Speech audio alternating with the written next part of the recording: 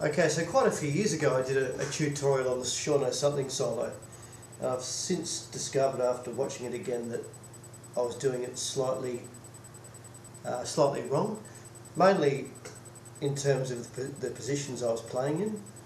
I realised that one of the licks in the middle I was playing in a slightly inconvenient position instead of going to the main position. Just one of those things that sometimes you realise and you wonder why you didn't realise it the first time. So I'll go through it slowly and maybe move this down a bit.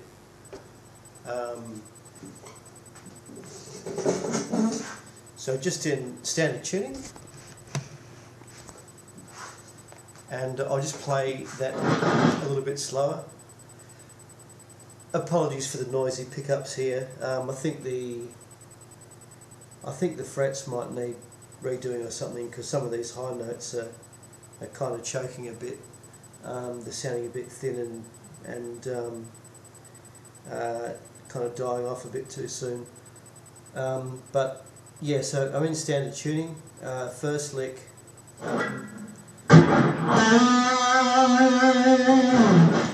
It kind of slides in, I think, to the 9th fret on the D string.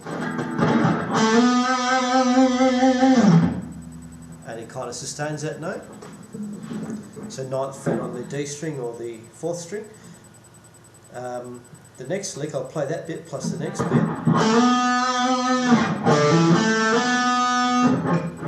I think that bit there is you're hammering on the A string, the 5th string, you're hammering on from 5 to 7. And then immediately after that, you kind of, once you've hammered on from the 5 to 7, you're kind of rolling your finger to catch the 7th fret on the D string straight underneath.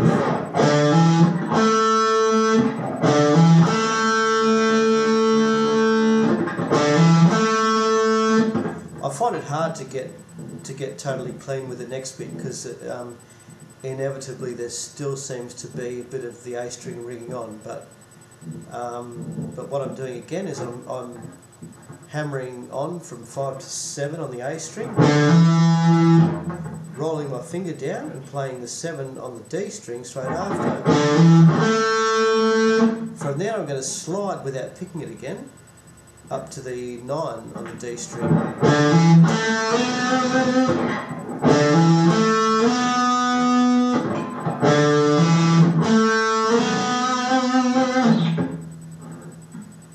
And I think when you do it at closer to full speed, I find I kind of have to keep it barred. Notice there that it accidentally kind of took the A string with it, which made it ring in a kind of messy way, but that's okay. So far, 1, 2, 3, 4.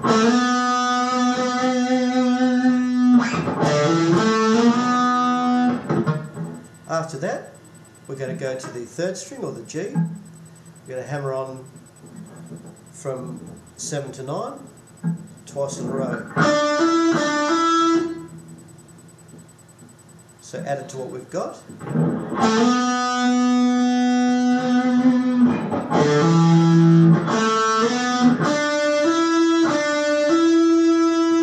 Then we're going to play that note that we hammered onto again, and we're going to bend it the equivalent of 2 frets. So we're going to bend it up to the 11th fret. So it's a whole step bend.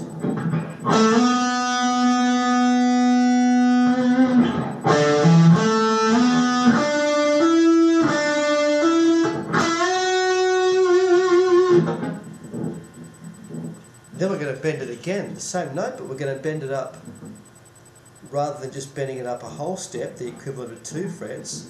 This time we're going to bend it up 1.5. It's a 1.5 step bend. So instead of bending it to equivalent of where the 11th fret would be. We're going to bend it up a little bit higher to where the 12th fret note would be. It's a bit of an overbend. So you're bending up to the next note in the scale. So far again we've got...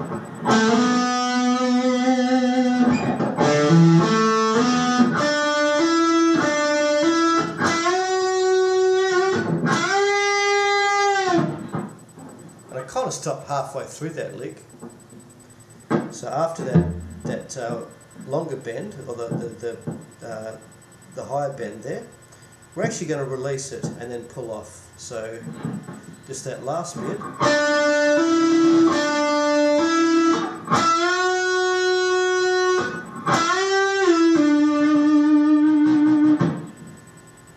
So far.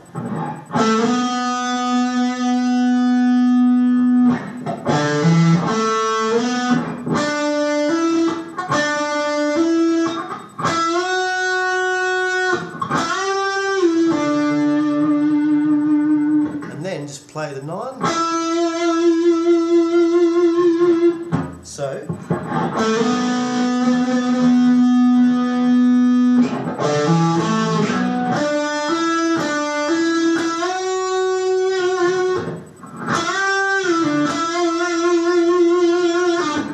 once more.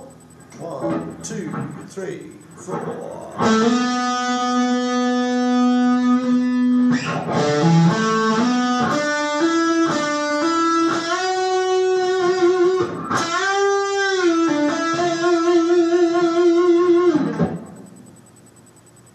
I'll move a bit closer.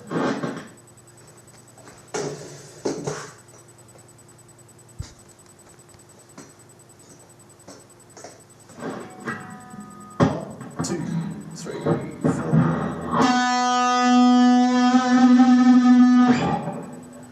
Oops, I'm just stretching off the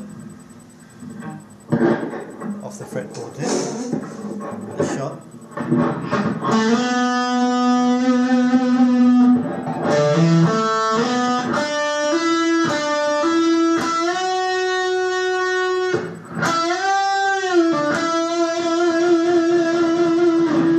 Now here's the bit where I think in the original video I played in a different position. So this time I'm going to go up to the main position, sort of around the 12th fret, the main E blues position, and the next lick is going to be 12 on the G, 14 on the G, bend up to 16.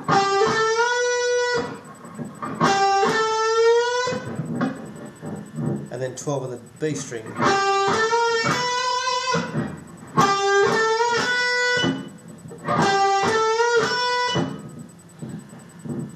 Next, so you can roll your finger out and bar it to get the 12 on the high E, which is the next note.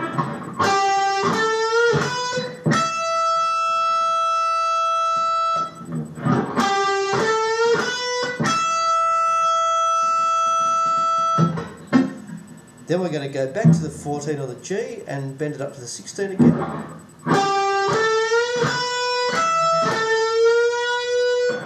Again.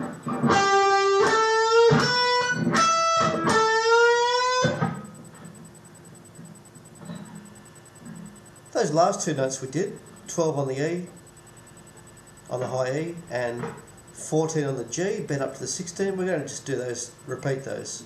So from the start of that little lick there,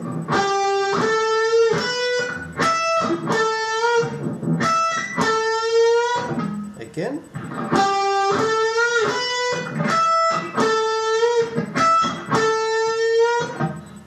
I'll play that bit plus the next bit.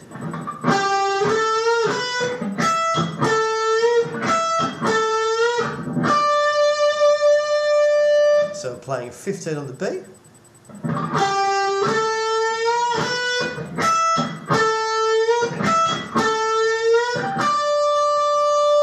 Next note is 12 on the G. So we kind of finish where we started with that little phrase, that little lick there.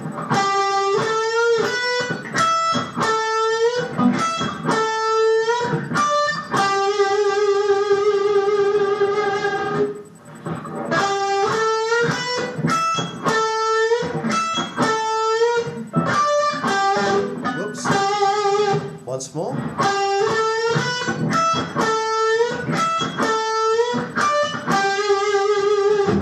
So far, 1, 2, 3, 4.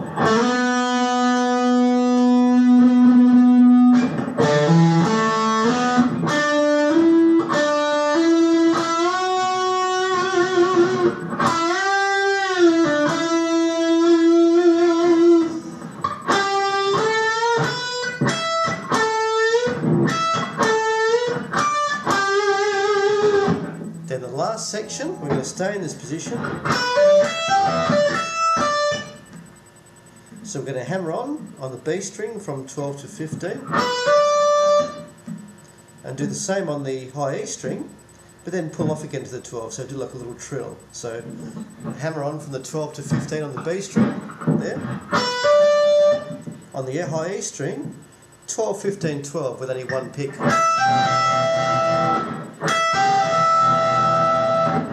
So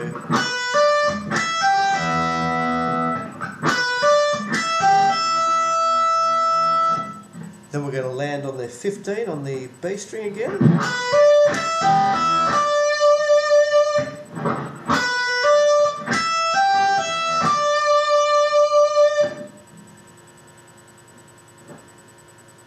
Then back to the 12 on the high E string.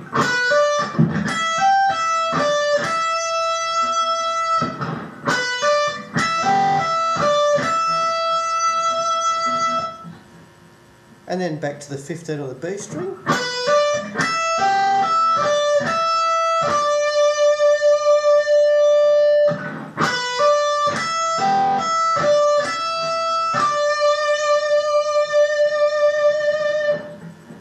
Then we're going to play that same note again, but we're going to bend it up a whole step. So I landed on that one. Some guitarists actually would play it with their first and third fingers, which is fine. I think Ace would do it that way. Interestingly, this was one of the few solos that Paul played. I think Paul actually played the Sean O Something solo in the studio. He also did the solo for A World Without Heroes and a few other solos. He did a solo in I Stole Your Love, and maybe I Want You. There's a few solos, the odd solos that Paul did, and this was one of them. And he may have used his first and third finger too. Because I've landed on that note with my little finger, I'm going to substitute it and use my third finger because it's easy to bend with.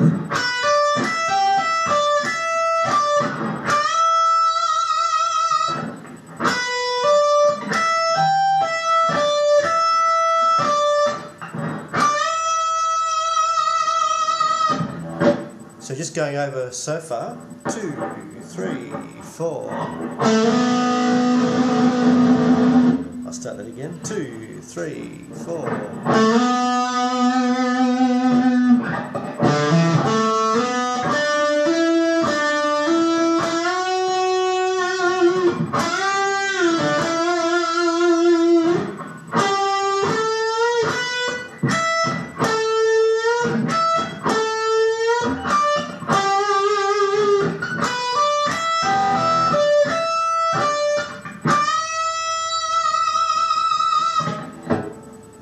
Probably hear that fret kind of choking a bit, and you probably even more so in this next lick, which is the last lick of the solo. I'm going to move up to the next position. Whoops.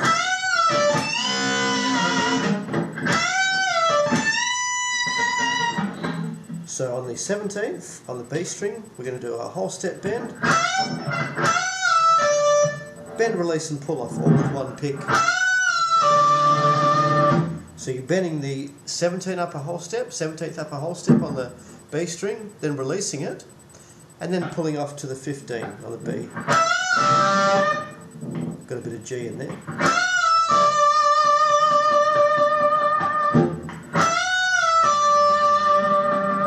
And the last note in the solo, I think, is the going to bend the 17 on the high E string, upper whole step.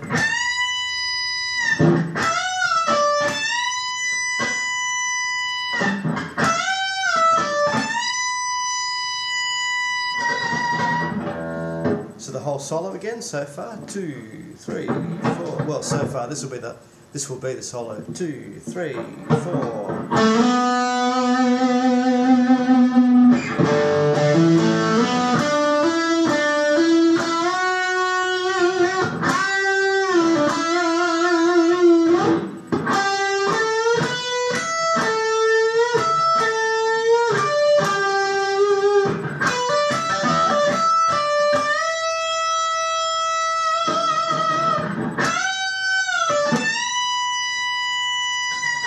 Once more, 2, 3, 4.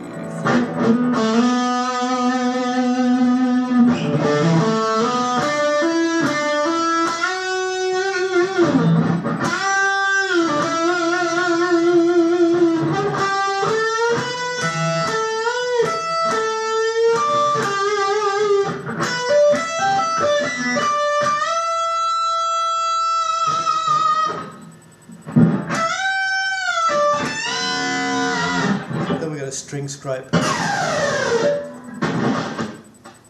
and then it's into the back to the E minor, into the